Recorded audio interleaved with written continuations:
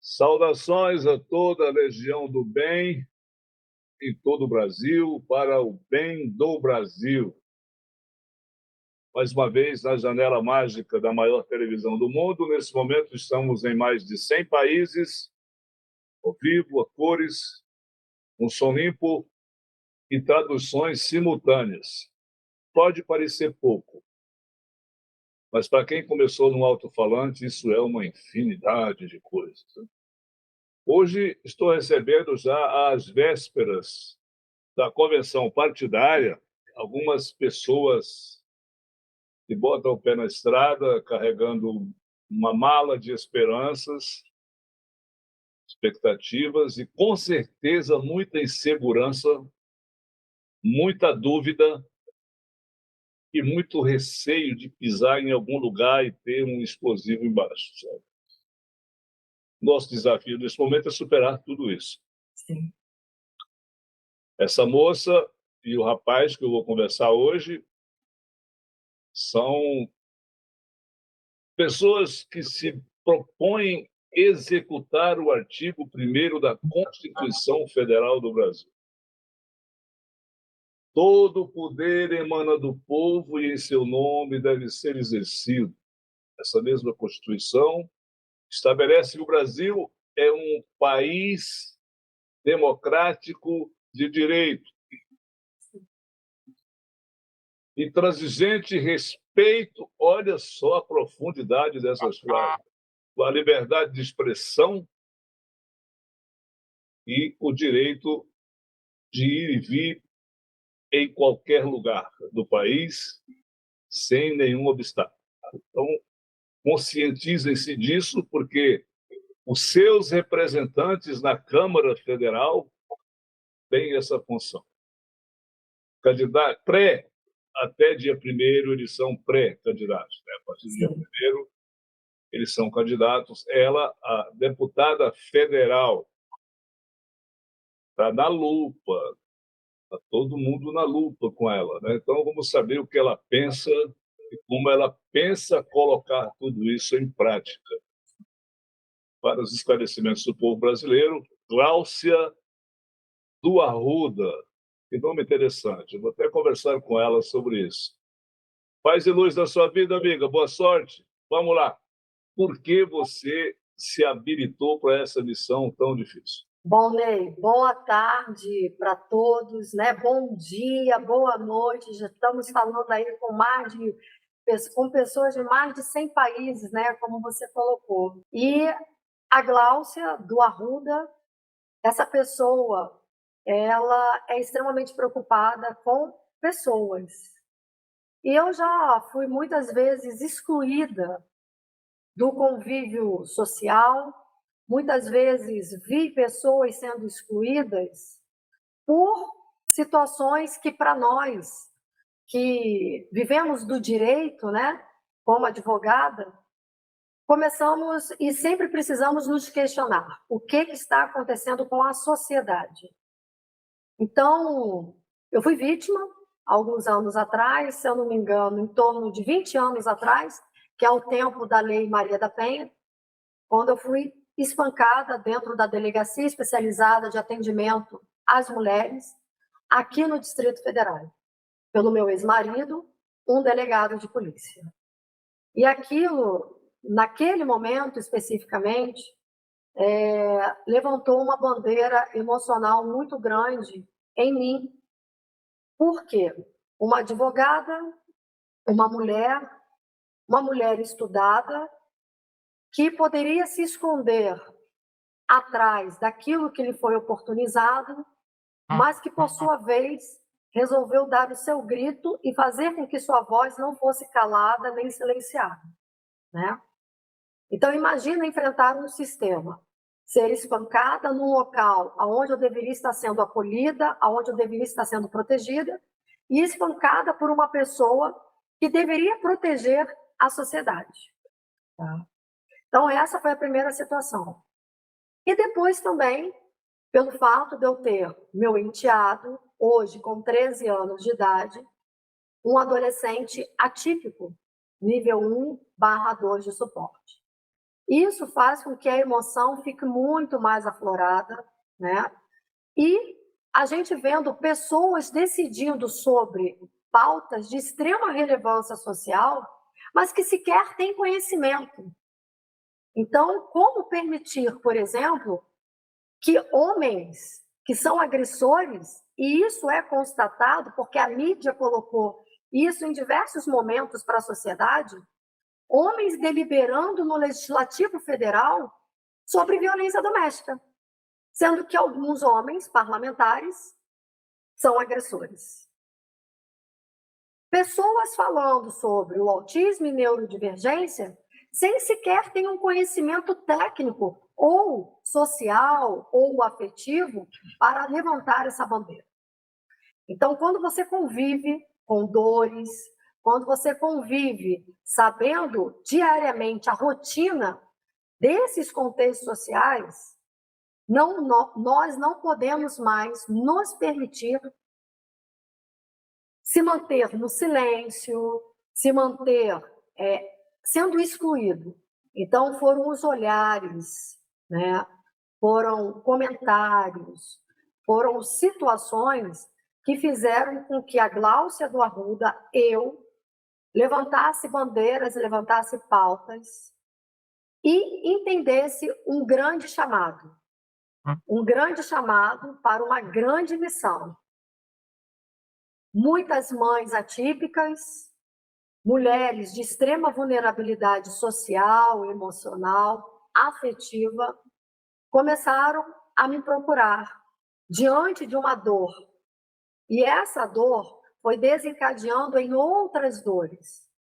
E por isso nós nos unimos. Eu me uni para levantar a bandeira de bandeiras, aonde todos nós precisamos entender que o que você colocou no artigo 1º da Carta Constitucional, eu vou falar sobre o artigo 5º.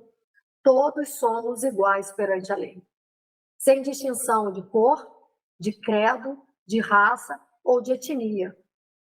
Então, eu me encontrei nesse lugar. E no artigo 226 da Constituição é dito que a família é a base da sociedade. Então, estamos falando de famílias. Que famílias? Todas as famílias. Não importa como... Me dá um stop, vou aproveitar agora, desculpa, só para melhorar, para facilitar o seu raciocínio. Sim. Na sua pauta que chegou para mim, você demonstra claramente o seu desejo de falar sobre esse tema que você já começou a falar, que são as famílias atípicas. Eu queria só, para o público, deixar 2 perguntas agora, que dentro desse mesmo tema seu. O que vocês classificam como famílias atípicas é o primeiro ponto. E o segundo ponto é sobre o que as dores sociais representam para a sociedade em termos de compreensão. Em que estágio nós estamos dessa calamidade? Bom, vamos começar pela mais fácil, para a gente chegar na mais complexa, né? Famílias atípicas são todas aquelas pessoas que estão diretamente relacionadas com quem está diagnosticado ou ainda não, mas está na suspeita de ser considerado atípico e ou neurodivergente. Então, é o pai, é a mãe, são os irmãos, os avós, os tios, os primos, a família que a gente considera, né? E os amigos também. Essas pessoas consideradas família atípica, elas formam uma rede de apoio, não a rede de proteção. A rede de proteção, a gente vai ter o Estado trabalhando com o terceiro setor para promover as políticas públicas e trazer a conscientização para a sociedade do que essas famílias estão necessitando de fato. Uma terapia, um apoio psicológico, a obrigação do Estado fornecer uma alimentação, os médicos neuropediatras, psiquiatras, enfim, os advogados. Nós formamos essa rede de proteção, né? Então, as famílias atípicas, elas começaram a demonstrar uma preocupação muito grande nessa caminhada do cuidado com quem é ou será considerado, através do diagnóstico de um laudo médico e de toda uma equipe multidisciplinar, quem é atípico e ou neurodivergente. Então, o que a gente passou a ver nele? E isso é muito triste e doloroso. Que muitas dessas famílias, elas não têm estrutura social. São pessoas que estão, muitas vezes, sendo tratadas como miseráveis, marginalizadas, porque dependendo do grau que essa criança, que esse adolescente é diagnosticado, ou seja, dependendo dessa condição do autismo, nível 1, nível 2 ou nível 3 de suporte, a mãe, o pai, a família como um todo, ela não tem condições de sair dentro de casa para suprir o básico, que é uma alimentação, que é garantir a dignidade dessas pessoas. Então, como que uma família vai dar conta de cuidar de uma criança que precisa de cuidados 24 horas do dia? E aí você ouve pessoas, a tristeza é muito grande, você ouve pessoas falando assim, autismo é frescura. Ah, isso não é nada. Olha, isso é deficiência. Quer dizer, pessoas totalmente desconectadas com aquilo que as legislações já vêm há tempo dizendo que são deficiências. E por conta disso, a gente passa a enxergar as dores.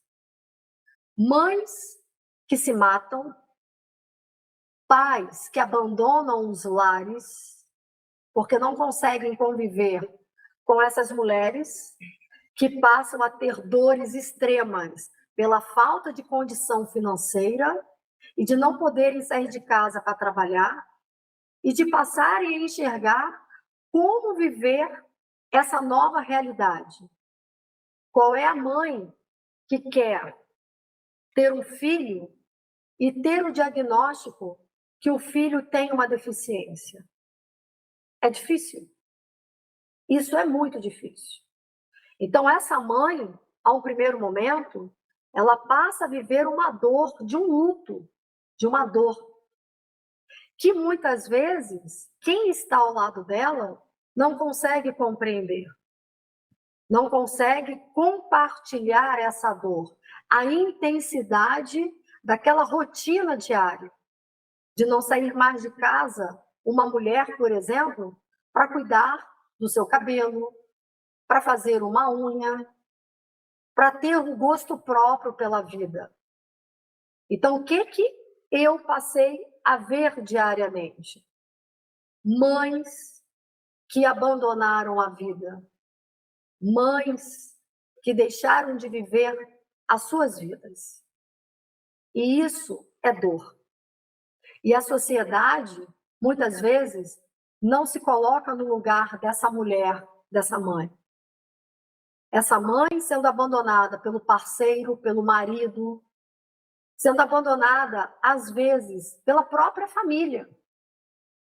Então, quando eu falo da família atípica, é porque nós precisamos ter um local de acolhimento e de infraestrutura para toda a família, para as pessoas que estão diretamente ligadas com essa criança, com esse adolescente e com um adulto, que ainda não se fala com tanta frequência sobre o jovem e sobre o adulto atípico e neurodivergente. São políticas públicas que estão faltando ainda dentro da nossa sociedade. Agora vem a parada picante, o tempero aqui, daqui para frente, é mais picante, certo? Vamos lá. Num sistema congressista, em que centenas de milhares de coisas vulgares, sem nenhuma importância, mas que representam alguma negociação, alguma capacidade de se fazer alguma coisa de favorecimento, essas coisas, você acha que, desculpa, é picante mesmo, mas você tem que pensar nisso, claro que tem que pensar nisso. Como é que você vai conseguir viabilizar, do ponto de vista econômico, financeiro também, mas principalmente político, porque o que você nos fala é uma coisa tão bonita e tão utópica ao mesmo tempo, né? Ora, imagina se falar de mulheres agredidas, a mulher tem que levar porrada mesmo, só serve para lavar roupa. Sabe? Eu fico muito triste quando eu vejo isso. Mas a minha pergunta é no sentido da tramitação de um projeto seu que possa ser abrangente ao campo dessas áreas, que são várias, e aí você está englobando todas as linhas de atuação da medicina, observou? Sim. Você sabe quantos psicólogos, quantos Psiquiatras, é, neuropediatras.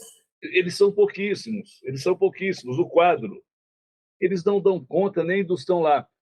Aí sim entra a nossa deputada, excelentíssima, a senhora vai ter que fazer o dinheiro, vai ter que fazer o projeto, e a tua mercadoria, ela é frágil para a negociação do sistema, você sabe disso, né? Sim. Sim, sem querer desanimar, mas querendo apenas trazê-la para o público, não é nem para você, é para o público que eu estou fazendo isso, né? Para ver a sua coragem de levantar a sua voz e a sua bandeira sobre esse tema. Quais são as chances que você vê de